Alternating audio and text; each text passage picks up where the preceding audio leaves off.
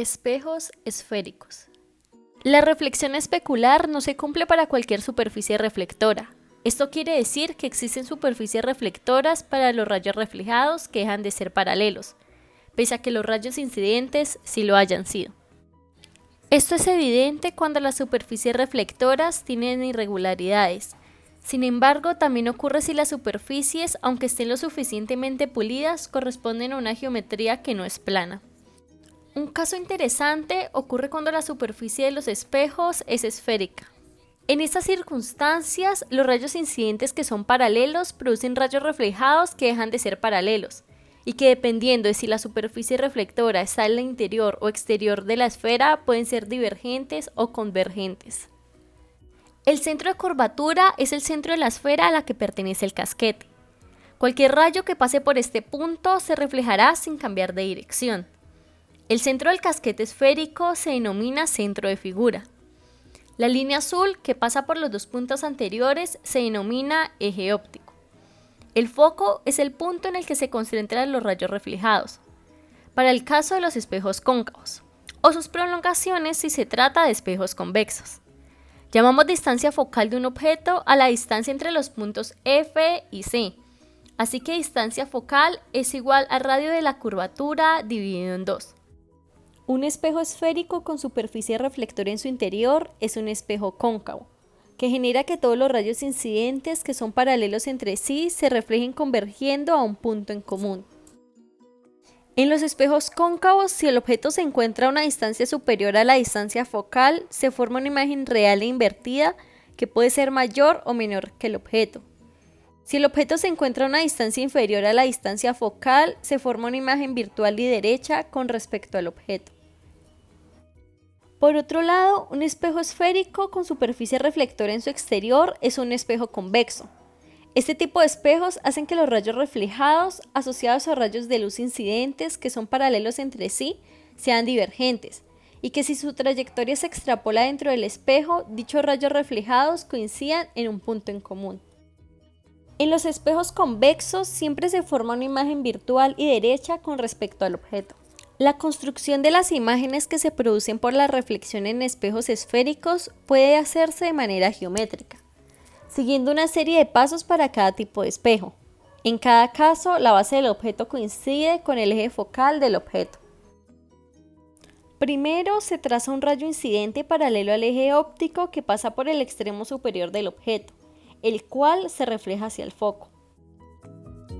Segundo, se traza un segundo rayo desde el extremo superior del objeto, que pasa por el centro de la esfera y que por esto se refleja en la misma dirección en la que incide.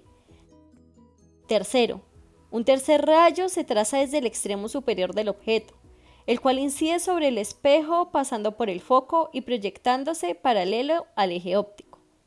La imagen se formará donde coincidan los tres rayos reflejados. En este ejemplo debemos construir geométricamente las imágenes de objetos, dadas por los espejos cóncavos y señalar sus características. Si el objeto se encuentra a. entre el centro de curvatura y el foco, la imagen es real, invertida, de mayor tamaño que el objeto y se localiza entre el infinito y centro de curvatura. B. En el centro de curvatura. La imagen es real, invertida, del mismo tamaño que el objeto y se localiza en el centro de curvatura. C. En el foco. A medida que el objeto se acerca al foco, la imagen se aleja del espejo. Cuando está en el foco, todos los rayos reflejados son paralelos. Se dice que la imagen está en el infinito.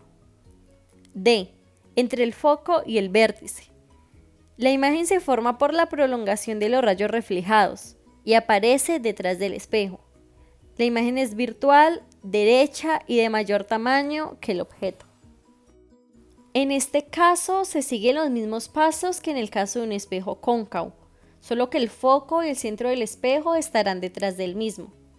Esto hace que la imagen se produzca en el lado posterior del espejo y que, como en el caso de los espejos planos, la imagen formada siempre sea virtual.